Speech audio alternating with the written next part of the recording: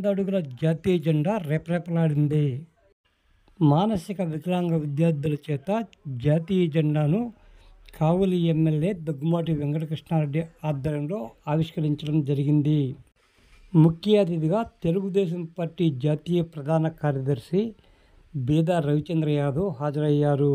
ముందుగా ఎమ్మెల్యే డివి కృష్ణారెడ్డి, బీదా రవిచంద్ర యాదవ్ ఆధ్వర్యంలో స్థానిక ఆర్టీసీ బస్టాండ్ వద్ద నుంచి ర్యాలీగా ఏఎం బేకరీ సెంటర్కి చేరుకున్నారు.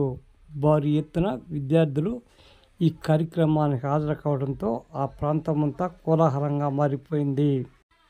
జాతీయవాదం నినాదాలతో ఆ ప్రాంతమంతా మారుమోగుతుండగా జాతీయ జెండా ఆవిష్కరించడం జరిగింది.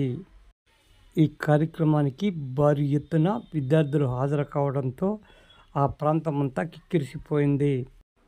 ఎలాంటి అవాంఛనీయ సంఘటనలు జరగకుండా కావలి డీఎస్పీ వెంకటరమణ ఆధ్వర్యంలో పోలీసులు బందోబస్తు ఏర్పాటు చేయడం జరిగింది. ఈ కార్యక్రమానికి జనసేన నేత సుధాకర్, బీజేపీ నేతలు కందుకూరి వెంకట సత్యనారాయణ, భరత్ కుమార్, కుటుబైన బ్రహ్మానందం, తెలుగుదేశం నేతలు మలిశెట్టి వెంకటేశ్వర్లు, గుత్తికొండ కిషోర్ బాబు, జ్యోతి బాబురావు, రాజ్ కుమార్ చౌదరి, పోతుగంటి అలేఖతో పాటు పలువురు ప్రముఖులు ఈ కార్యక్రమంలో పాల్గొనడం జరిగింది.